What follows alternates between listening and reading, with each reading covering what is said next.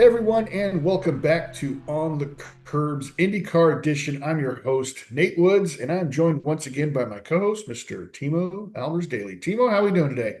It's about recovered. I mean, I think we say this quite often this season, which is quite nice. But what a race we had! I'm guessing you were in a similar state of mind.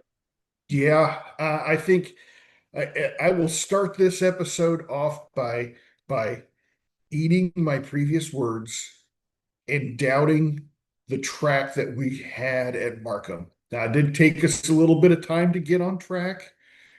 Friday didn't start well. Yes. We were watching what was going on there. They weren't able to get the track built in time, so there were no cars on track on Friday, and instantly we're like, oh gosh, this, we already were thinking bad thoughts about this race, and They now they're really had doing us in this the too. first half. Yeah, boy, they really had us in the first half. That's right. But yeah, I would say this was probably the second best race of the season after the Indianapolis 500. Yeah, I was debating on my own ranking. I've got a couple of races ahead of the 500. I'm not gonna lie to you, but I've also put it in second place. But I've got St. Louis up in first at the You moment. still got But St. Louis up front. I get the feeling if I'd been able to watch the race in full live, I may have put Markham up top. It was, I think this is exactly what we want from a street circuit. You Yeah. know, it's, I look at the hairpin as the prime example of this, and it got a little bit of criticism, but I think that's what you want from a street circuit. It's meant to be a little rugged and out of place. It's meant to, because then you feel like you are racing through the streets. It's this struck me as the most Monaco-esque of the IndyCar street circuits that I've seen in my It's time so far. yeah. In terms of it really does have consequences if you just get a bit too close. We saw that with Kirkwood, we Mhm. saw that with Foster. And you see it with the Heaven. It was a perfect example of like, yep, you are racing, but you are on the streets. And I know that seems obvious to say, but there's other street circuits where I feel like you get away with it more and there's more protection in a way from potential calamity, whereas this there wasn't. And I hope they don't change that. Yeah. Yeah. Last week after Portland, we were talking about how, my race notes stopped about halfway through because the race was boring and I started watching cat videos. I got to That did not 90 happen laps. this week. No, it did not. I got to 90 laps and I'm like, oh, that's it. Can we get another 90 laps? You Maybe, wish maybe Indy just Next another had 45. turned up. Yeah, no kidding. I mean, this was everything that I think we could have dreamed for this race, first out of the box. And this was a race, anytime you go to a new circuit, um, especially a street circuit where it's totally unknown to all the drivers, I think you really find out who the best drivers in your series are. There's no way that you can simulate this race in a video game to try to gain Grand some Theft knowledge Auto, ahead of maybe. time. You can do some simulator work and maybe guess at how the track's Hmm. gonna feel, but this is just you're getting a couple short practice sessions. You're going to go out and qualify, and then you're going to go run the race. And I think we saw drivers learn the track in real time during the Hmm. race. Because when you go back and look, and it's impossible for us to do a lap by lap analysis of this race just because every single lap seemed to have something in it. But we had we ran 15 laps before we had a caution. So I mean, we got what, 20% of the race in almost before we had our first caution. And in those first 15 laps, we saw everybody going single file through the hairpin. We saw everybody playing nice. And then as soon as that caution flag, that first caution was over and we went green, it's like, Good draw. all right, we've had enough time to learn where we need to be on track. Let's stretch our legs and see what we can make work. And the And we whole found a middle lot about part, what didn't work. yeah, the whole middle part of the race was figuring out what didn't work for guys and where you were going to get bit. And and then we ran green for the last, almost third of the race. Uh, for I me, think it was it Will had Buxton everything. commentary saying, I think just after the final restart, they all made it around the hairpin, no contact at all, not even slight rubbing. And he's like, "Oh, well done, guys. We finally managed it. Yeah. About three-quarters of the way in." You're like, "Yep," because it's again, like you're saying, you're watching them learn it in real time, and qualifying and practice is one thing, but in a race where you've got everyone bunched up like that, it's gonna happen so often. And I think it was T-Bell saying on commentary as well of Hinch that when Siegel went to decide on New Garden, you go, yeah, you could see that one coming a mile off. Yeah. There's just some of Yeah. these things that, yep, Because we had seen you got to it a try bunch it, of but times. Yeah. you'd seen it Yeah. already, but you just know already that this is not Yeah. going to go as you want it to. Yeah. In a driver's mind, they're like, "Oh, I see a gap. I can put myself in that gap." But then all of a sudden, you run out of wall, and you have to make a 180-degree turn on a dime, and It that did make me inside think line is not what it is. there was an F1 circuit in Germany years and years and years and years and years ago that was literally two straights and two hairpins. And this makes me, and I know I never watched any of it, obviously, because I think it was from the 60s or the 70s. Yeah. But I just would wonder what would that race be like? And I'm just now seeing this happening, going, oh, okay, maybe there was potential for that after all. There's something that could be quite interesting. That if you put walls on either side of that, that could be that could be quite Yeah. interesting. Uh, we've got one bit of news that came out before we get into the team by team Yeah, we'll just analysis. interlude this Yeah, little yeah, market talk with just that we do something.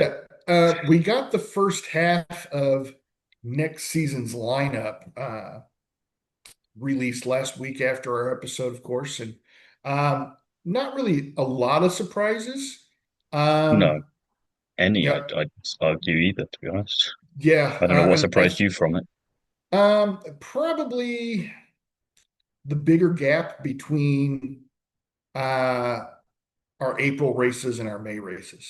Last or this season we went Almost a month, to pretty be much. fair, yeah. We went from directly from what Barber I think was the race before the Grand Prix, and then it went immediately into the next weekend of the Grand Prix, where now we've got. I think it's going to feel a little bit more like the old month of May that Indianapolis is used to, where Yeah, because it's quite a tight, not tight turnaround, but because of the race dates itself, but obviously with practice and qualifying between the road course and then the 500, it will Mhm. feel more race, practice, practice, practice, practice, practice, qualifying Yeah, race rather right, than the slight gap we had this time around. yeah. I've never seen IndyCar release half of the calendar before. It's I was always quite been, amused with the phrasing as well as phase one. I was like, what are we doing? Are we a Marvel yeah. universe now? And I think part of this is Markham was such an unknown that they didn't want to do like Thermal Confirm Club, anything. Yeah, yeah, exactly. and 10 say, oh, years. we're going to go ahead and commit to 10 years and then be stuck with a race or run another race and then boot it to the side like we Hmm. did the Thermal Club. But I And mean, I think this, I feel go on. like I feel like that Markham has already shown that it deserves a spot on the calendar for the next couple of years anyway.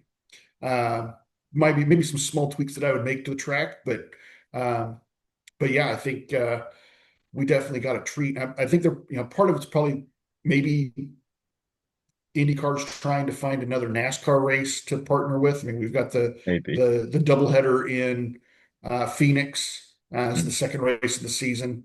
Uh, so maybe they're I trying to think find I another one quite because I know we knew about that already, but I quite like the fact that Phoenix is just included now as part of it. It feels like that is a yeah, staple. Seeing it there, it makes sense because you look at all the other circuits, right? Just to go in order, you've got St. Pete's, you've got Phoenix, Arlington, Barber, Long Beach, Indy Road Course, Indy 500, and Detroit, going from March until June, yeah, and Arlington as well. I think, and as well as Markham, two new street circuits, both worked really well, much yeah. better than we probably expected. Definitely in Markham in your Mhm. case, Arlington in mine.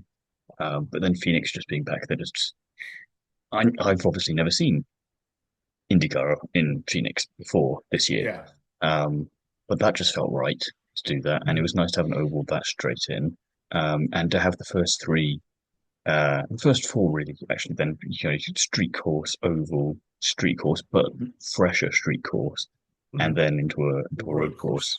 Yeah. does feel nice. And then have Long Beach as this again, it's a street circuit, but again, this year we weren't really treated to much of one. But again, it's there's Mhm. always potential for an interesting race there, and then Yeah. you have all of that as the prelude to May, and then Detroit is the chaotic epilogue to Yeah. Indy 500, which has worked really well the last couple of years. I think Yeah. you look at Palou and Rosenquist, neither did well in Detroit after their Mhm. 500 wins, and you need that to Yeah. then show that yeah, great that you can win massively here, Mhm. but that ain't guaranteeing shit But for you over but you're here. human. You are human. Welcome back. Uh, yeah. So, and the other thing is, with the second half of the calendar that we're waiting on, you know, this coming weekend, we're going to Washington D.C., which is a one-off race. This is, a spot in the calendar that they have to fill, and so, um, you know, Which again that's maybe goes probably back another to what you were reason. saying about your NASCAR connection. Maybe they're looking for Yeah. something that they could fit in here. But again, there's plenty of circuits, I think, from previous years that I wouldn't mind going back to either. I would quite like to see IndyCar at Watkins Glen, for example. If we're over on Yeah. this side of the country or the continent, if we're popping down from Canada, then it's we're in the right ballpark, essentially. Let's see what is on the NASCAR calendar around this time of year. Um, let's see. Mid-August. Um, Richmond.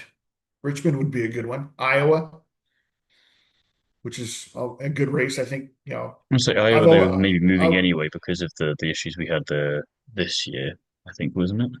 Or what am I thinking uh, of with the yeah, storm problems? that could be, yeah.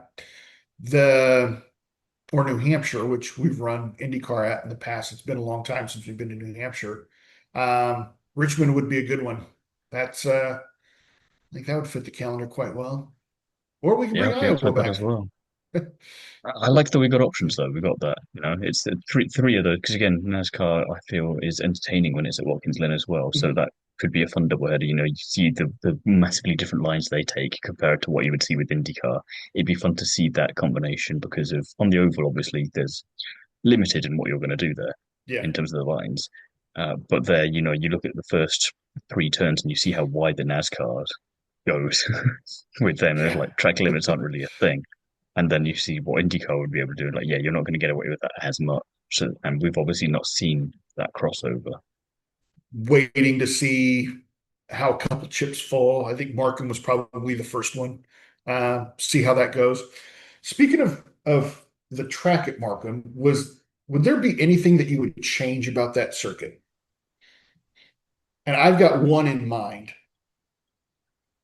Nothing comes off the top of my head. I mean, maybe I think it's turn 10 or turn 11 where Malukas was rubbing against the wall. There is a bit Mhm. of tyre barrier that's just teasing out onto the edge of the track, Yeah. maybe a little bit Yep. too much that I'm surprised more people didn't rush up or Didn't crash find that. into. Yeah. Um, but I honestly I quite liked it. There was a colleague of mine who was trackside in Markham, perfect vantage point over the hairpin as well. So very lucky to see the racing from there. Um, where she was saying that they were obviously making small changes to the track from one day to the next because Yeah. the rush to get it together. So I don't mind that kind of change, but I didn't see anything where I would immediately go, let's fix it. But I'm intrigued what you've picked up on. I would put a little bit of I don't want to say bulge is probably not the right word, but at the backside of the hairpin, there was a ton of runoff on the backside of the hairpin. And if you could have just made that more of a coming past the halfway point of the hairpin, if you could have just made that wall round out more instead of just being a straight line stop, that could have solved the issues that we had with drivers, forcing them to go wider. But do we And want to you solve that issue? you could have, if you would have forced the cars to go wider around the exit of the hairpin, I think you could have done two wide racing there really easily. It would have it would have worked. Change other than maybe that one tire barrier that you were talking about that just kind of sneaks Yeah. out of it just kind of stuck out a little bit. I think if maybe put just some smaller tires on the end of that tire barrier. Mm. Because with the way it was curving around, I wasn't sure what it was serving purpose-wise there. It Yeah, just seemed to be there. yeah. But yeah, the hairpin, I just quite enjoyed seeing the different lines being taken there, that you had to be a little bit creative in your approach there. And, you saw with Ericsson and Power, for example, had that is a mixed bag at times. And I think that added to the fun. I was surprised we didn't see more drivers try to take a wider line around that turn. We did a few times, but being a super low speed corner like that, it's not like there was a bunch of marbles piling up offline there. Now it was dirty, but we certainly had enough caution flags where they could have gone out with a sweeper and blown that off if there were anything out there. I didn't see anything during the broadcast that indicated that there was a bunch of marbles out there. You No, know, the only thing in the way was Marcus Armstrong. That was it. I would have put his car a little bit closer to the apex of You'd have parked it just about the when Newgarden got spun around, just have him right there. yeah, straight there, just so they have to go around. It would have been perfect. So, but let's go ahead and jump into our team by team analysis. We've got a lot to talk about, I feel like, starting with Team Penske. It's Um, going to be a challenge, this one. Let's try and see if we can be efficient with this because it's going to be difficult. um, for me, this team, with the exception of Scott McLaughlin, um, qualifying third and finishing eighth, this felt like a down weekend for them. Even though, yeah, you had Newgarden who was starting, with penalties, starting 20th, finishing 13th. David Lucas starting seventh and finishing 17th after a late race issue with that. I mean, Newgarden did have a good recovery. He got spun by Nolan Siegel in the hairpin, Mm, and that was pretty late in the race. If I let's see, lap 63 was when mm. Siegel took his penalty for that contact. But um, so we were two-thirds of the race in, and he gets spun, but still is able to recover to 13th. So, excuse me. Uh, Decent recovery, although there weren't very many cars behind him on the lead lap. So he couldn't have fallen too Yeah, far.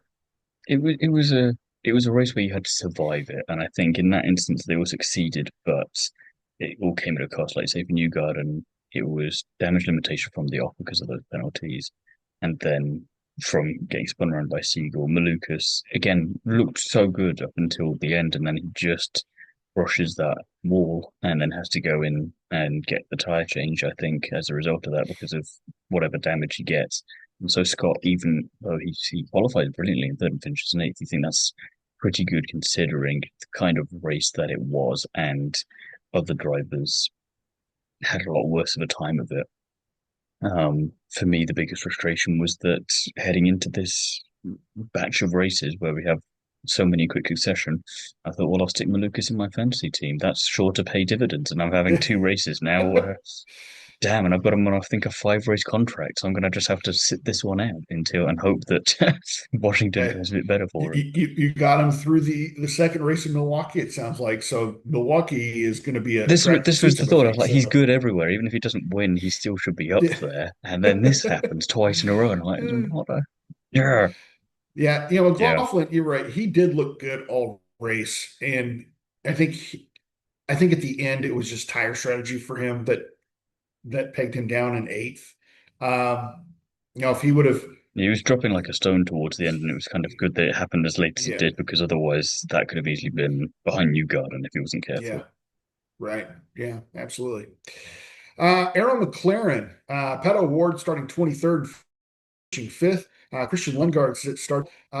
qualifying 17th and finishing 12th. Uncharacteristically good day for him, I would say.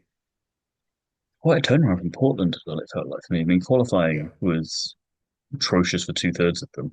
Um, Yeah. but then they actually managed to do something about it, which was quite nice. Um, didn't feature much from. I mean, I've watched two lots of extended highlights, and then I've got the last 20 minutes as well when they were doing that. But you didn't. Mhm. You heard them talk about them.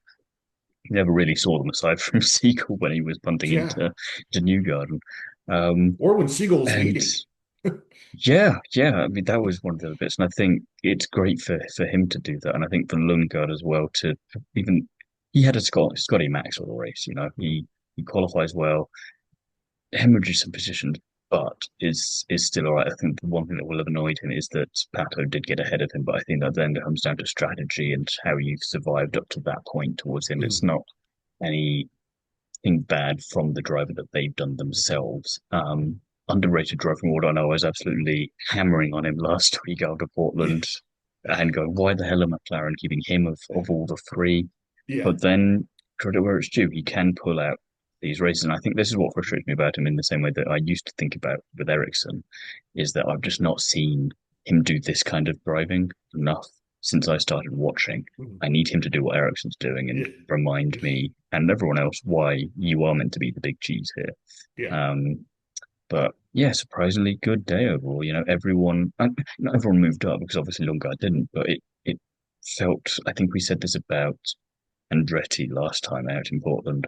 This feels like their version of that. They're not having as good a time as Andretti are at the moment, but this is potentially one of their best weekends as an overall unit that we've seen for quite a while. Yeah. Yeah. Yeah. For Award to move up into the top five was almost felt like a miracle to itself because there was twice during the live broadcast they cut to his radio and he was just absolutely trashing the car, complaining about the brakes, complaining about the aero, complaining about the tires, and the car setup just felt wrong for him every time they were talking to him on the radio. And to go from 23rd to 5th with a car that you're not comfortable in the least is pretty It was good. very Max Verstappen in that respect, wasn't it? I hate this Yes. car. I hate this car. Finishes on the podium. Yeah. Yeah. He didn't, I mean, he was still running outside of the top 10 or outside of the top 20 until after that first caution flag. And so I think he had moved up to 16th in that round of stops. Um, it, you know, something they must have just kept wrenching on that car throughout the race during the stops to get it to where he felt comfortable with it. It showed. I mean, he made big leaps, and then towards the end of the race, he was in the whole time in the top 10. So yeah, six. I think that doesn't quite show the full story for his day because he was up and down the order all day long. It felt like. Um, but great finish for him. I think that in the point standings, we've we've we're just a few points away from crowning Alex Palou, but Yeah. the race for second place in the point standings is very much alive, and he's in the hunt now. Uh, but Nolan Siegel, I definitely want to give props to him. He led 8 laps on the race, and it was on merit. He got there through pit sequencing, but was able to keep it. So often we see drivers that, they might be on a certain sequence, and then we come out of a caution flag, and by lap or turn 4, they're getting passed by 3 or 4 cars, right? He was able to pull away during his time out front. And you look at the drivers that led laps. It is that we would never have dreamed to be the guys that led laps at this race. Yeah, Louis Foster, who led the most, Roman Grosjean, Marcus Ericsson, Nolan Siegel, and Will Power. Yeah, Only five it's an drivers that led unholy laps. alliance, isn't it? Yes, there's no, there was no Alex Palou. There was no Which when was the Scott last time that McLaughlin. happened? You know, let's go back Right. at some point and look through the records of which race did he not lead at least a Yeah. lap in last. It's going to be quite a while, I imagine. Yeah. Um, yeah, I can't.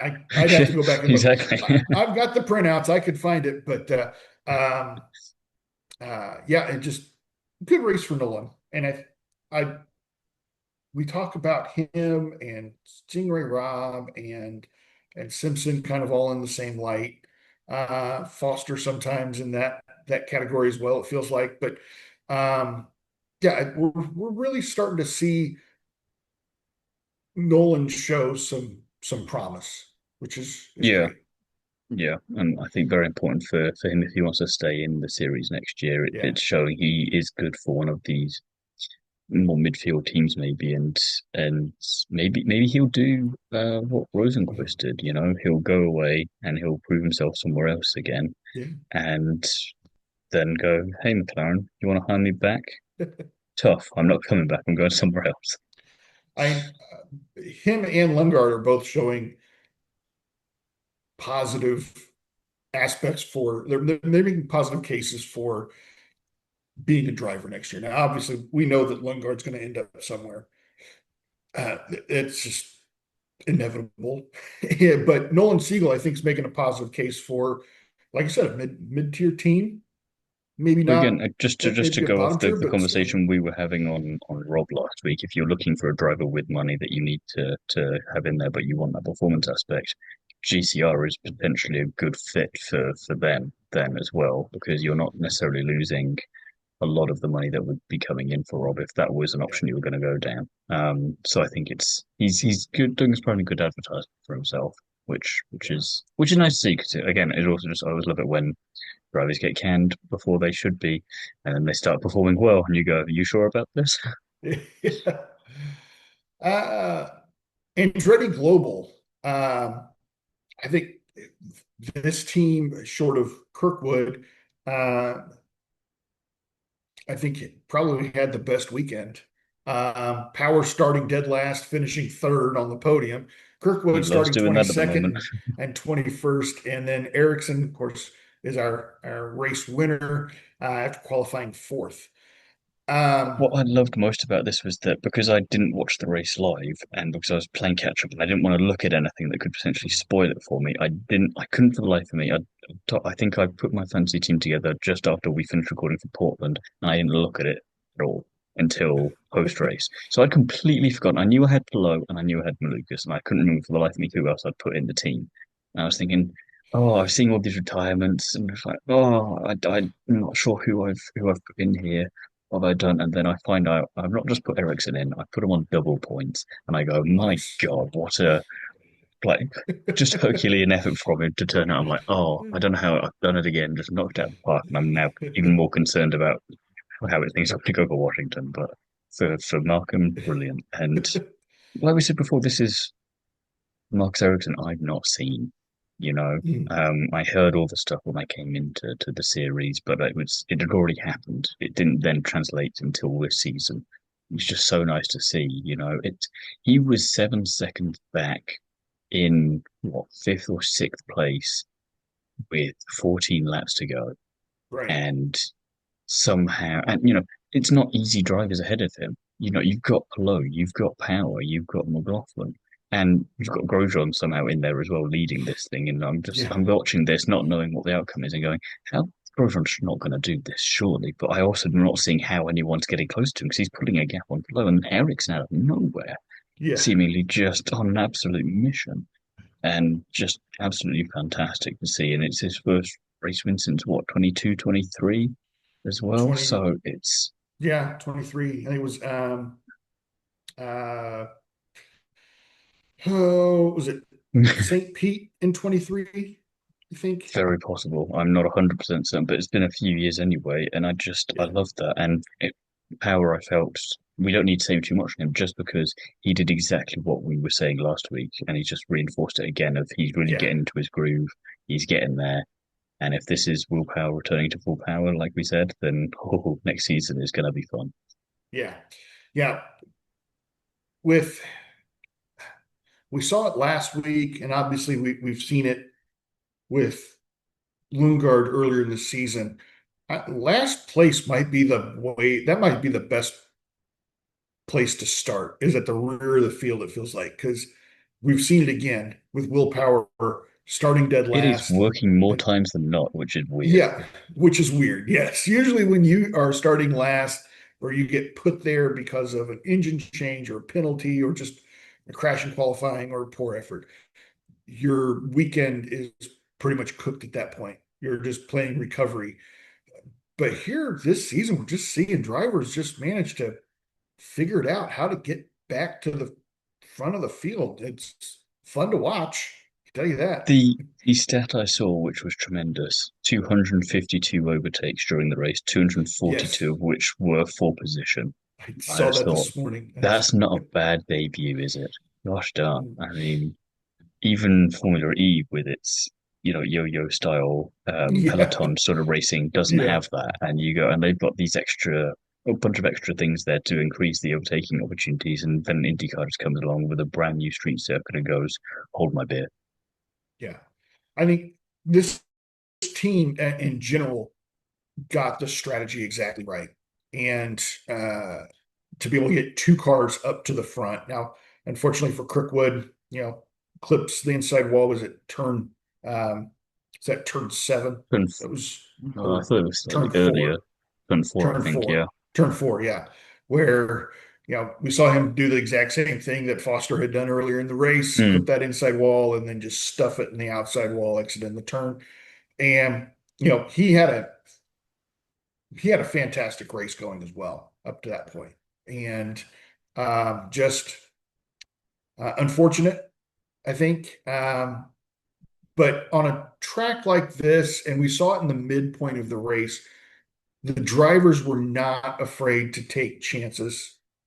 And sometimes it paid out, and sometimes it didn't. In the case of Kyle Kirkwood, I think he just I liked just that drove pretty it good. wasn't any specific kind of driver. It was a little bit of everyone. Yeah, It caught out the rookie in Mick. It caught out the experienced driver of Kirkwood. It caught out the quick man of Polsetter. the weekend up to that Yeah, point, Fawcett and Foster, and then yeah, even Malukas towards the end. I mean, Blow in qualifying, I think as well. Other yeah. drivers in practice. It caught everyone out. So it was, you look at some of the drivers who crashed and you go, yeah, it doesn't look Right. great, but you need the context. And I think this is a very context specific circuit because it just like as you said, it does separate the men from the boys here, but some of the men got caught out too, and you Yep. wouldn't ordinarily call them boys. Yeah. Yeah. I think it was there towards the end when Erickson was moving back up through the field. Um, and was it, I think it was 8 or 9 laps left in the race, and Erickson passes Power in the hairpin. And there was some contact there, and you thought, that's a rough way to race a teammate. And then instantly they switch over to Will Power's radio, and he's like, I'm trying to catch Pillow. What is he doing? And it turns out that, they were both going to catch Pillow, but Yeah. Erickson is the one that was What ultimately going to pass out to get to the front. the thing I saw on that this morning was an earlier bit of radio that we didn't hear on broadcast, I don't think, where essentially it showed that this one that you were just mentioning was just a miscommunication. It was Power coming on the road. I think Kirkwood was still there at that point. They were all running fairly close together, and he was just saying, "I don't mind which one of us wins. I'm going to let him past. I'd rather a team get a 1, 2, 3 here than I'm taking us all out." So I think it was just a little bit like we saw important, just a little bit of communication still needs a bit of work. But I loved that there was just there is the championship on the line, so he doesn't mind right now, and he's just thinking, let's team together, let's Yeah, help build it all up, and then we'll make it work next year. yeah. Chip Ganassi Racing, decent weekend. I think one of the drivers probably hoped he would have had a little bit better of a time, but Alex Palou qualifying 11th, finishing fourth. Scott Dixon starting eighth and finishing 18th, and Kiffin Simpson kind of having a Nolan Siegel type day, qualifying 12th and finishing 11th after spending time in the top 10 most of the day. And extensive championship lead. You kind of go, how the hell did he manage to do that? Yeah. But then yeah, Dixon was it with Rossi, I think it was, or that he had the spin round with. I forget Oh, now. So much happened. he got spun by Hauger and then got spun into um, Rasmussen. Perhaps the other is yeah. I think he was having an all right time up to that point, but then yeah, just couldn't get back through the field. Whereas, like you say, Simpson just I think his starting position and result do not reflect his race. He was up there at points, and I think it's still a pretty good Yeah, result, all things considered. And I mean, he's staying at CGR anyway, so we yeah, know he's fine. But it's nice to have that extra bit of reassurance from these kind of performances, like you say, in an Odin Siegel kind of way. yeah. Um, Plo, I take issue with IndyCar officiating a little bit here, only because they were they were letting the guys race in the hairpin. You know, I with this being kind of an unknown entity of a race, I don't think the officials were as harsh as they would normally be if this was a track that we go to every single season. But to hand out a penalty to Nolan Siegel for hitting Joseph Newgarden, but Alex Palou not receiving a penalty for hitting Joseph Newgarden, or um, any of the other drivers that he hit during the day, I just just wish people would makes, stop hitting Joseph Newgard personally, but yeah, yeah, give the guy a break. I I don't know mean, what come he's on, done. guys. Yeah, but I mean, short. I mean, Alex Palou, I saw hit more cars on track than any other driver. I think Hauger was probably second. Um, but for him to not receive a penalty, I think if we go back to this track next year or the following year, he's not going to get away with that at all. You'd hope not as well, because I do agree with you 100%. It's sort of, I don't mind which line you take here on the penalties as long as you are consistent with it, Mm, and even you look at the championship standings, it's not going to impact him if you penalise him. Fourth place mm, isn't going to screw it. If he didn't right. finish, it's not going to screw it. He's fine. Yeah. Yeah. So just don't enable us to have these kind of Yeah. conversations. Yeah. And even in the background, just a sneaky background, be like, he's got a 2.5 race lead. Let's give him a drive through just to make things interesting, Yeah, just it to give looks the good on crowd what they want. socials, if nothing Yeah. else. Just give the crowd what they want. And just a quick word on that before we move on to the next team, but the crowd were great here. They were really getting Yes, into their they IndyCar. were. Every time Yeah. Ericsson was overtaking someone, anytime anything happened to the hairpin, you would hear stuff. Mhm. I was like, Here. you just don't hear that in all the others. Well, some circuits you do, like Indy 500, obviously you hear it there. But a lot of the time, like Yeah. Arlington, I don't remember hearing it. Detroit, I don't really remember Yeah. hearing anything there. But here I was like, oh, they're really getting into it. And I love that. Yeah. Yeah. One last thing about Plo. We were asking when was the last race that Plo didn't lead a lap. I didn't have to go back through the records very far. The last race he didn't lead was Mid Ohio. Oh, damn, I didn't realize. I thought he got Yeah, at least a lap in there. yeah, Okay, no, never mind then. yeah, I was quite shocked. I was flipping through during our short break. I was flipping through the records, and I was like, "Oh, look at that! We didn't have to flip but 3 races back to find it." So, Son of a gun. yeah. Uh, Meyer Shank Racing. Marcus Armstrong qualifying 24th, finishing 16th, and Rosenquist starting 16th and finishing 24th. I was just happy Armstrong finished. I said to you after Portland, I'm gonna have to stick him in my team for a one race thing because of the money.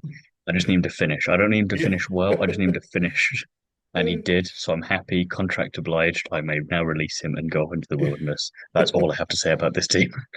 Yeah, Armstrong or Rosenquist had some issues early in the race with um, was he the one that made contact with Collette on the first lap? I I think think, so. and he had a tire go down, and then a fuel pressure issue that ultimately ended his day super early. I mean, he got you know 20 laps in. I think he came in and parked it on that first caution, but Yeah, you didn't um, really see it. yeah, yeah, it was unfortunate weekend for him. I think with Armstrong, I just think back to that caution where he was parked in the middle of the track just past the hairpin and then pulls out in front of the field. I'm just like, oh, what are you doing, man? Come on. Like, you're supposed to be a professional driver. Great for entertainment, though. It's like, oh, I'm going to do this. Oh, no, I'm not actually. I'm Yep. just going to park myself even in worse position now. Yeah. Yeah. Yeah. I think that just added another layer to the hairpin. I hope that we get to see it again next year, with or without the improvements that I outlined earlier. So, This Ed is why I don't want Carpenter, you to improve it. Ed Carpenter Racing, Alexander Rossi starting 14th, finishing 20th, and Christian Rasmussen qualifying 21st, ending up in 23rd. Obviously, Rasmussen was just a victim of the Hauger Dixon incident. He just Yeah. there was nowhere for him to go, and yeah, He just could really do with some good luck, and the whole team could really as well. You know, Rossi didn't. He qualified slightly better, but just went backwards as well. And I was looking and I was thinking he's never outstanding on street circuits, but he's not terrible either. He does have more good appearances than bad, I think. And I was yeah. kind of hoping that with his experience as well, he's been in the sport for 10 years now. This Mhm. would be like a weekend where he could do it, but now hoping that's the same for Washington instead because it didn't work north of the border. Yeah, Rossi, I mean, he looked good during the race. He spent time in the top 10, um, and looked like he was going to have a decent weekend. Um, it's just he was a victim of Pelot thinking his car was invincible and getting knocked around. Rossi finished 4 laps Which arguably down, it so was because Colo was fine. he Just was everyone fine. else. Yeah, that's true. Yeah, his car was kind of indestructible. It was everybody else's car that was made of tinfoil today. Um, yeah, just maybe Gary doesn't have a passport, and so their game was off up there at ECR. Yeah, So, yeah. I'm beginning to put more and more of my blame on that man. A.J Foyt Enterprises, Santino Ferrucci qualifying 18th and finishing in the top 10 and 10th, and Cal Collette qualifying 19th, finishing 19th.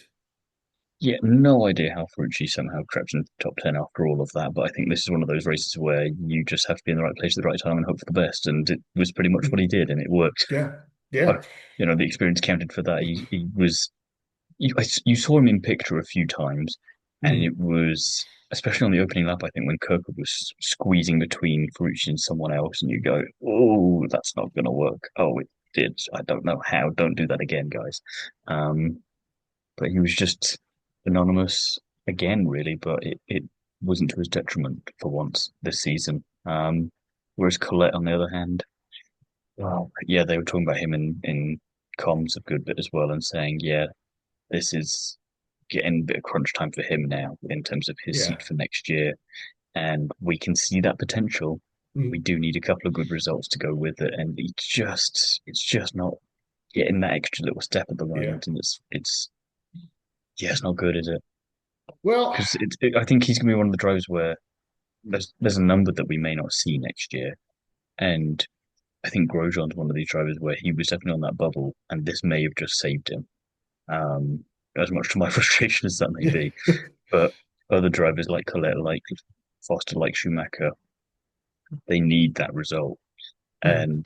And qualifying is one thing if you're fostering, that's great on the pole, but that's not going to be enough. We need to see that translate into something, and we need that for all of those drivers need that one race, and we're running out of races now for them to show what they can do. And you can kind of forgive the bad luck from if you collect from the other ovals. If you can do something in Milwaukee, he's done. He's fine. He's Mhm. great. But if he doesn't, I do worry. Because then you're looking at the Indian X drivers and going, yeah, someone might take a risk on you instead next year and go, well, why not? Yeah, AJ Foyt Racing has traditionally been a team that they don't monkey with their lineup like some other teams do, where like Arrow McLaren, where it's you know, it doesn't matter if you're our leading driver in the point standings, we're getting rid of you. You got to find a new home next year. AJ Foyt drivers tend to stick around with the team for, I would say, longer than average. And for this to be Cal Colette's first season, he's still a rookie. You got to kind of, you know, when AJ Foyt selected him, they would have known that this was somebody that we're going to have some growing pains. It's going to take him some time to grow into it. I personally, I don't think they're ready to give up on him yet. I think the only thing with that is the fact that there's so many other drivers on the market that you weren't expecting to be, and so it makes you think twice a little bit before you confirm it. No one was Mhm. expecting Lundgaard, for example, to be on the market, and if you're Yeah. AJ Foyt, and if you can somehow get him, I don't know if you can you know, afford him. well, yeah, but but if you're given the choice between Lundgaard and McLaren, and you somehow find a way to square that away with counting, you're going Yeah. to do that. Yeah, it's true. Yeah. It just, I would, I would be, I would be somewhat surprised if Cal wasn't with the team next year. No, true, same. But I think You it's make just valid, you make I'm looking valid at points, but these drivers. I'm looking at some of the reserves around as well. I'm looking at drivers in other series that would be interesting fits in Mhm. from series like F2 or Super Formula, and thinking if now would be the best time to get these drivers because in a year or two your rivals or another series may have got their claws into them and then they're stuck in Yeah, there for a decade and yeah. you've missed an opportunity. So I think even if he is confirmed, I don't know if we'll hear about it soon just because of we want to look at every other option. And if you're correct, you can't really blame them either because Mhm. you're going, yeah, they are probably better than I am, but Yeah, please don't sign them. yeah, true. Rahal, Letterman, Lanigan Racing, Mick Schumacher qualifying 10th, finishing 25th. Rahal, Graham starting ninth, finishing ninth, and Louis Foster uh, started on the pole and stuffed it into the wall mid-race and finishes 22nd.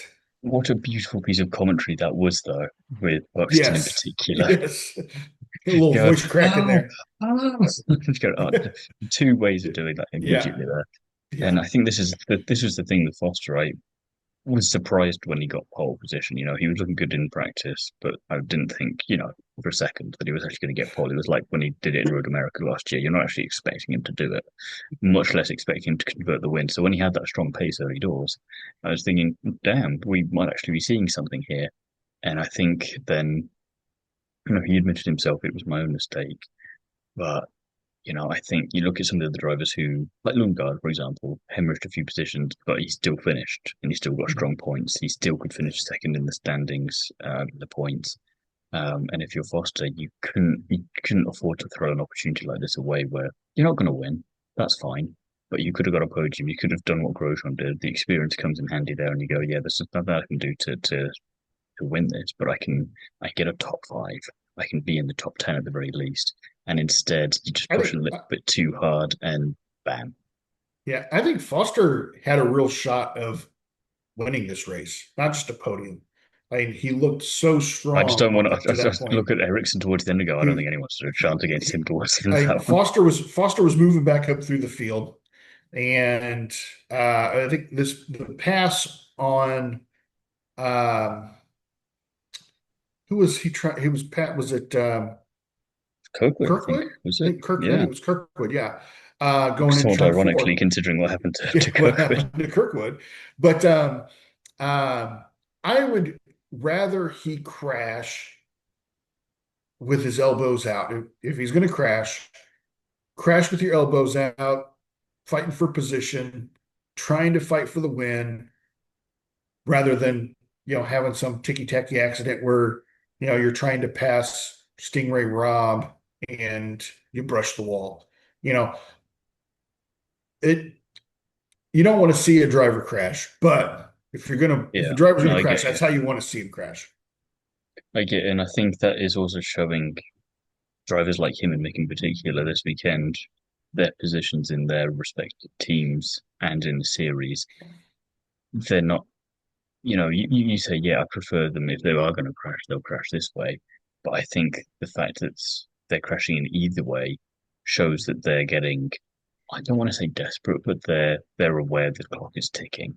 And so they're more willing to do these outlandish or more ambitious maneuvers in places that maybe it isn't the best idea with because if it works, they look great. But the trouble with that is when it doesn't work, you don't look great. And they both came away from, in Mick's case, he could have had a top 10. In Louis' case, he could have had a podium. And instead, they both came away with nothing. And you go, Yeah. learn quickly for DC because this is the next best opportunity for you in an unknown circuit. Milwaukee, I'd say that favors Schumacher more than Foster from what we've seen. Um, but then Laguna Seca, I'm not sure. Louis obviously got a lot more history there. But again, there's no guarantee of anything. Whereas if you've got an unknown circuit like DC and it's a one-off, and all the prestige that could come with that from a marketing side of things, that's probably your best shot to have. If you're going to have a good race, do it there because you can ride that for quite a while Yeah. in terms of bringing money in and media and all the rest of it. I know that Schumacher desperately wants to remain in this sport, but I'm not seeing it. I just am not. I know that you're really high on this kid, and because I of just want a his second season, and if he's still bad next season, by all means. But I just want him. I want to give him a fair shake, like Colette and the other drivers. Like we had that discussion last week in Portland. I just want everyone to get their fair shake. And then if it's still bad, by all means, I'll be the first one to say it. But I just don't yeah. like getting rid of people after one season. Well, yeah, you talk about Foster fighting for keeping a seat, and we talk about you know Simpson fighting to keep a seat. We already know that he doesn't have a seat, and he's not doing himself any favors with finishes like this, finishes like what he's had in the last, well, almost every race this season. I mean, we've seen flashes of brilliance from the other rookies that we haven't seen from Schumacher. I'd argue we have though. It's just then also not trans. You look at Phoenix as one of the examples there. You look at where was it Nashville? I want to say as well. One of these races where he was up there at points and didn't work out as well as we would have liked to. But you did see the potential in the same way that I'd argue you have that with Colette. In terms of results, we've not really seen anything from Colette, but we still you seem hotter on him than you are on Schumacher. Um, Yeah. it's just kind of there is that potential there, but he keeps hitting wall on these ovals and it ruins or the car blows up and you go, it's half a dozen or half a dozen the other, I think, across the two of them. And I think if you're arguing to keep Colette, then you've got to keep Schumacher as well. Well, let me clear it up just a little bit. I'm not necessarily advocating for keeping Colette. I think that Colette's in a better spot to keep his seat than Schumacher is finding a seat. Mm. I think, like I said with A.J. Foyt, they are when they hire somebody, it's Yeah, it's more of a long term. potentially It's then not it's a something where you're looking if again maybe Juncos is a good opportunity then for him because if VK gets what he deserves and gets to go to a team that can give him the tools he needs to be fighting for a championship, then with the money and sponsorship that you were saying about that Rob brings, at least with Mick, you've got somewhere where there's potentially less pressure. You've got him as a teammate, so the competition shouldn't really be that high. And you can then have a season where you know everything, you know everywhere that you're going, and you get that second season, which is all I'm after essentially. And again, if you're still nowhere after that, then fine. But I think that may be. I think he's got more of a chance of staying in the series. I just don't know if it's going to be with this team. But I think Juncos could be with what they aim to do in the future. That could be a yeah, good fit to help get them there, and also gives him the opportunity to see if he can stay on merit. yeah. Dale Coyne Racing, Dennis Hauger, great qualifying effort, starting fifth, ultimately finishing 15th. And Roman Grosjean, awesome day for him, starting 13th and finishing second on the podium. Get to Hauger first because Grosjean's a whole other story, isn't he? Yeah. But I felt so bad for Hauger because he had that brilliant qualifying and then early on just humbles down the order. I think he was dead last at one point, and then he could only climb back as high as 15th. And you just think you deserve so much more for where you started and the performances you were showing. It was just one of those races where, unfortunately, you're going to get hit and you're going to get pushed down, and it just all happened to him, and he just got swamped so early on. After I think that first caution, and then that was him done essentially. It was just brutal. Yeah. Yeah, I mean he ran in the top 10 for part of this race, and I don't remember what kind of segment it was Not the in, but start either, but like later on. not the start. Yeah, yeah. But yeah, I mean, good recovery for him.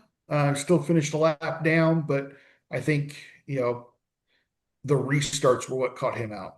It seemed like every other restart, he would work his way back up, maybe gain some spots, but then as soon as they drop the green flag, he's dropping like a stone. It felt like losing, 3, 4, 5, 6 positions before we get to turn six. And it's like, ugh, that's Not what you want that's to be not doing. the that's not what you want to do. You want to go the opposite way. Roman Grosjean, I mean, awesome for him. I did not have him leading laps on my bingo card for Didn't happen Markham. finishing on a podium on your bingo card. Never mind Yeah, the laps. So, geez, yeah, yeah, it just again. I've just obviously seen him on the podium before, but it's been over 10 years since that happened. yeah, Um, and I just, after last week, I wasn't there for it. I wasn't expecting it. yeah, For him to take it quite so personally when he clearly listened to us talking about him and then went, yeah. I'm going to prove that guy wrong. Well, fine, fine, I get it. Yeah. So Grosjean has proven to me I need to do an ultra deep dive into IndyCar records, because we've talked about Malukas ad nauseum about his the number of second place finishes he has without a victory.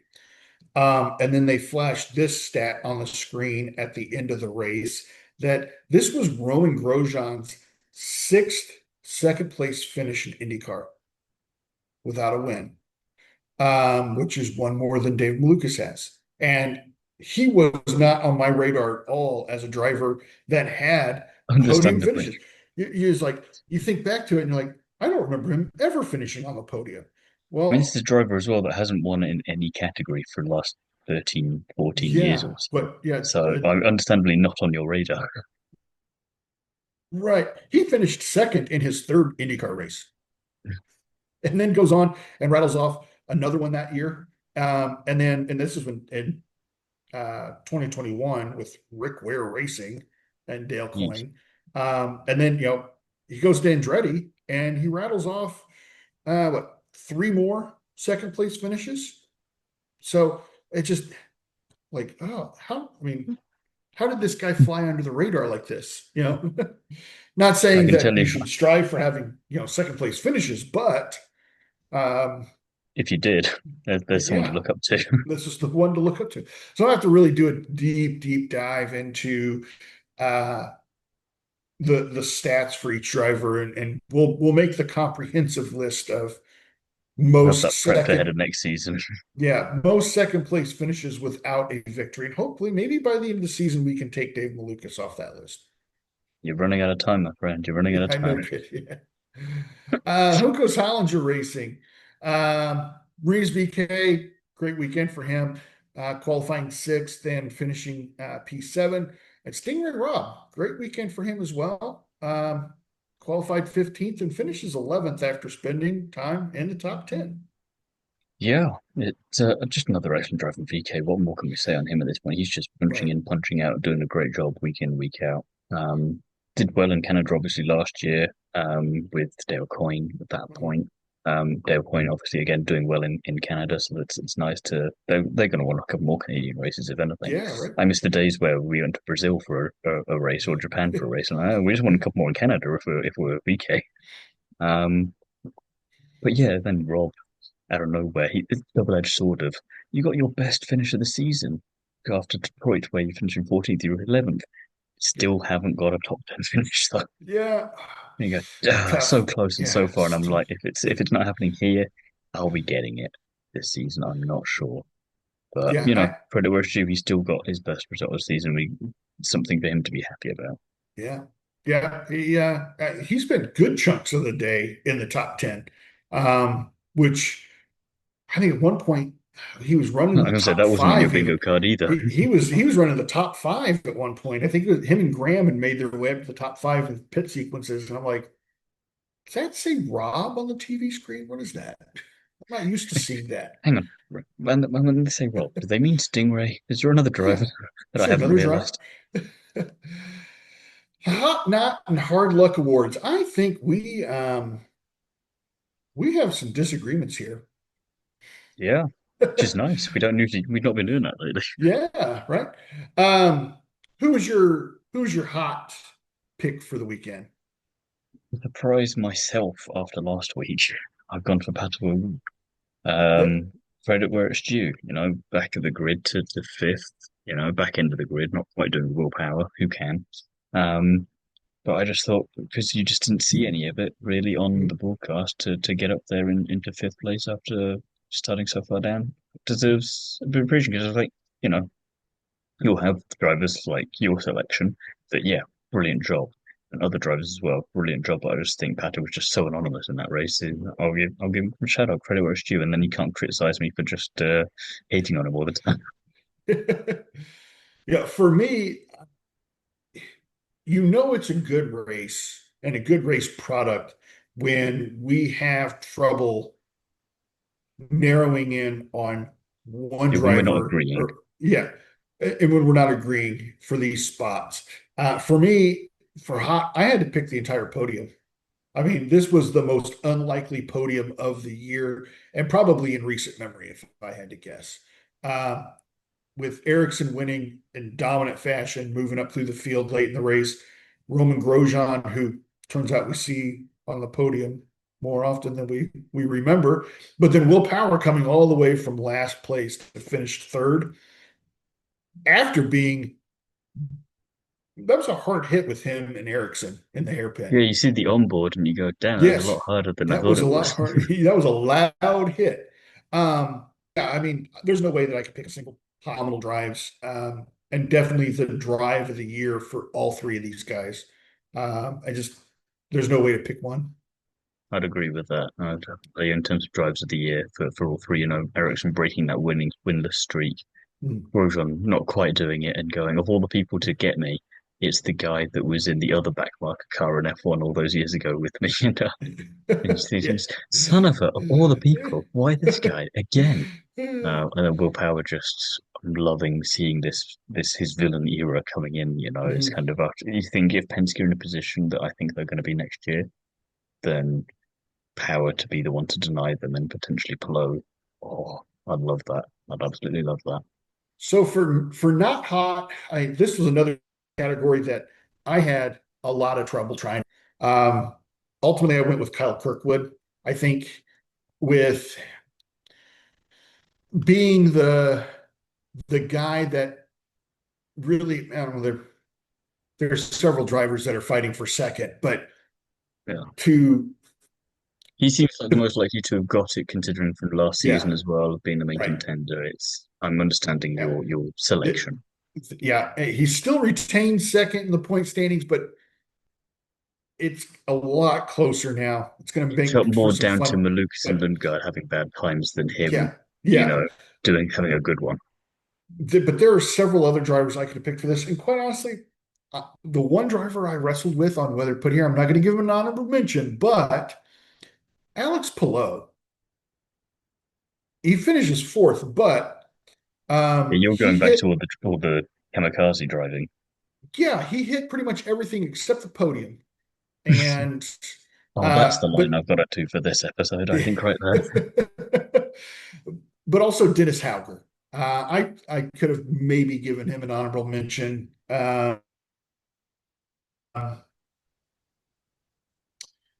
Yeah, I just we saw, and really honestly, I could have put Louis Foster in here as well. I mean, Yeah. just there's so many drivers we could put there. Who did you go with for your not hot? I'm now debating whether or not I should go with them or not.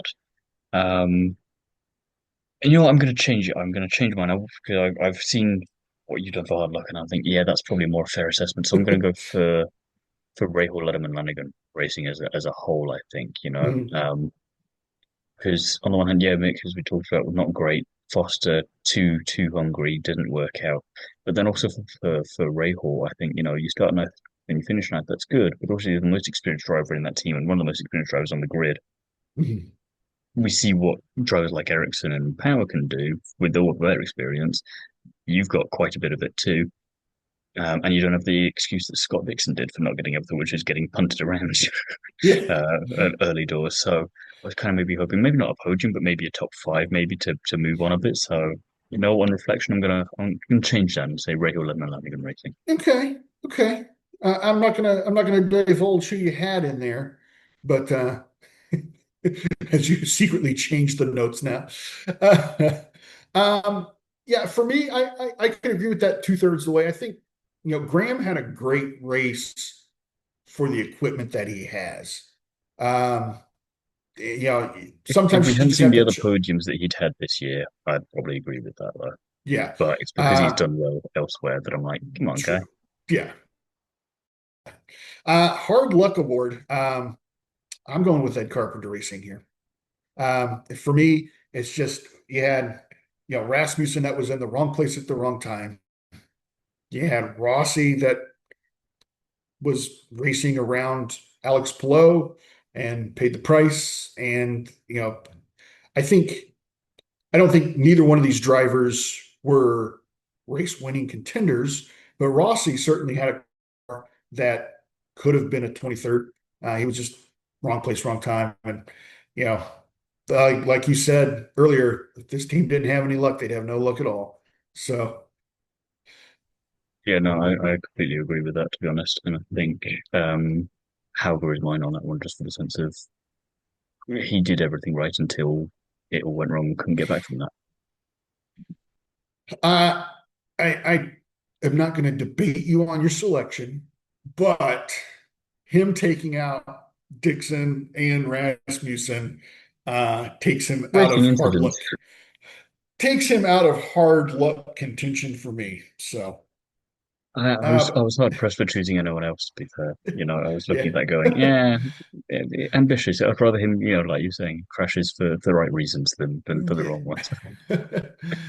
uh, let's take a look at the point standings real quick, although it seems almost futile at this point. Alex Palou has a 133-point lead, which is essentially Ridiculous. almost three races ahead. Which means if he can finish just a couple positions ahead of Kirkwood and Lucas and Lundgaard in Washington, D.C., he will clinch the championship. Mathematically, he has a fairly strong chance of clinching the championship this weekend. But the We, real we could race we could is really for do with second. a Lucas Kirkwood Lundgaard podium with Palou DNFing immediately, really, That would just be to help him. we'd have to see that twice to make it interesting. Let's just try and get it But done once first before we try and say twice. so yeah, the second through fifth battle is going to be the one to watch now. You've got Kirkwood sitting at 409 points, and then Malukas is just 4 points back. And then Christian Lundgaard is just 2 points behind Dave Malukas. So you've got three drivers racing for second that are within 6 points of each other. But then you also have Pat O'Ward still sniffing around. We have four races left in the season, and he's It could only yet happen somehow. 24 points back from Kyle Kirkwood. And so, um, you know, I'll be surprised, but also annoyed if he manages that somehow after everything this season. You we've don't deserve got to be there. we have a very eclectic end of the season. We have the street race in Washington, D.C., which, much like Markham, is going to be an unknown. Um, and then you got a doubleheader on a small oval in Milwaukee, and then you got Laguna Seca. And so, it's going to be a fun end of the season to watch these four drivers. Even though, mathematically we can pretty much go ahead and crown our champion, you don't want to do that. Nobody wants to see that happen. You want it to be I don't know how close, we get but it to go down to the Laguna, but it'd be nice for it to happen there. But I just you know, don't know how. I don't think it's going to happen. But yeah, and this is now the race to watch, and it happens every season. It feels like now with Pillow kind of just being so far out in the lead, there has to be a very specific set of circumstances that happen that make things close, and it's just not going to happen. But I do think this is a perfect race to just have one final note on Markham is, if you wanted to introduce IndyCar to people for the first time, this is the race to do it. You've got a championship lead by that much, but none of the people in the championship do very well at all. And it still shows that, yeah, it's anyone's game, still on a race by race basis, even if the championship's there. I like that we have that duality at least to, if we don't have one, at least we've got the other to try and make that first pill a bit easier to swallow. Right. Yeah. And I'm looking forward to DC, but I'm kind of in the same boat that I was with Markham a week ago, where I'm like, Yeah, and I'm not it sure if it's should, gonna be if you're gonna get a repeat or not. I don't think we're going to get a repeat. The track is feels somewhat uninspiring, but it has a lot of corners that are just 90-degree turns that can lend themselves to some great passing. Um, Yeah, we did see a little bit of that in Arlington as well, and yeah, Detroit has a bit of that. But again, it's a one-off. It's going to be hard to judge it as well because you go, well, we don't need to have it perfect, and we're not going to come back. So what do we do with that in terms of right. assessing it? It's a Yeah, weird one. yes, it is. Yeah, I agree. I'm glad I'm going I to think be as there long as for it. as long as you enjoy it more than Thermal Club, you'll be fine.